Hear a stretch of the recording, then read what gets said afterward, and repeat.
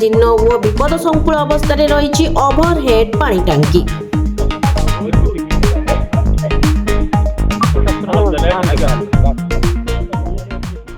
ଗଜପତି ଜିଲ୍ଲା କାଶୀନଗର ବ୍ଲକ ଅନ୍ତର୍ଗତ କେ ସୀତାପୁର ଗ୍ରାମରେ ଥିବା ଓଭରହେଡ୍ ପାଣି ଟାଙ୍କି ଜରାଜୀର୍ଣ୍ଣ ଓ ବିପଦସଙ୍କୁଳ ଅବସ୍ଥାରେ ରହିଛି। ଉକ୍ତ ପାଣି ଟାଙ୍କିଟି ଗ୍ରାମରେ ଥିବା ଏକ ପୋଖରୀ ପାର୍ଶ୍ୱରେ ରହିଛି। ସେହି ଟାଙ୍କିଟି ଯେକୌଣସି ମୁହୂର୍ତ୍ତରେ ପଡ଼ିଯିବାର ସମ୍ଭାବନା ରହିଛି ବୋଲି କେ ସୀତାପୁର ପଞ୍ଚାୟତର ୱାର୍ଡ ସଭ୍ୟଙ୍କ ସମେତ ଗ୍ରାମବାସୀମାନେ ଅଭିଯୋଗ କରିଛନ୍ତି। ପୋଖରୀ ଅଞ୍ଚଳଟି ଗ୍ରାମର ବ୍ୟସ୍ତବହୁଳ ସ୍ଥାନ ଅଟେ।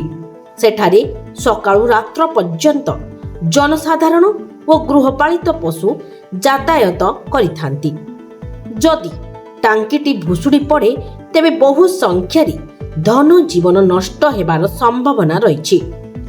ତେଣୁ ବିଭାଗୀୟ କର୍ତ୍ତୃପକ୍ଷ, ବ୍ଲକ ଓ ଜିଲ୍ଲା ପ୍ରଶାସନ ଉକ୍ତ ପାଣି ଟାଙ୍କିର ରକ୍ଷଣାବେକ୍ଷଣ କରିବା ସକାଶେ ୱାର୍ଡ ସଭ୍ୟ ଓ ଗ୍ରାମବାସୀ ଦାବି କରିଛନ୍ତି।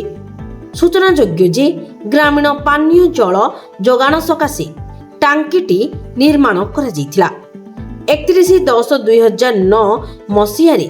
ସେତେବେଳର ରାଜ୍ୟସଭା ସାଂସଦ ପ୍ୟାରୀ ମୋହନ ମହାପାତ୍ର, ରାଜସ୍ୱ ଓ ବିପର୍ଯ୍ୟୟ ପରିଚାଳନା ମନ୍ତ୍ରୀ ସୂର୍ଯ୍ୟନାରାୟଣ ପାତ୍ର, ବ୍ରହ୍ମପୁର ସାଂସଦ ସିଦ୍ଧାନ୍ତ ମହାପାତ୍ର, ପାରଳାଖେମୁଣ୍ଡି ବିଧାୟକ କେ ନାରାୟଣ ରାଓ ଓ ଜିଲ୍ଲାପାଳ ପ୍ରକାଶ ଚନ୍ଦ୍ର ଦାସ ଅତିଥି ଭାବେ ଯୋଗଦେଇ ଉଦ୍ଘାଟନ କରିଥିଲେ। ବ୍ୟୁରୋ ରିପୋର୍ଟ, ଲକ୍ଷ୍ୟ ମିଡିଆ।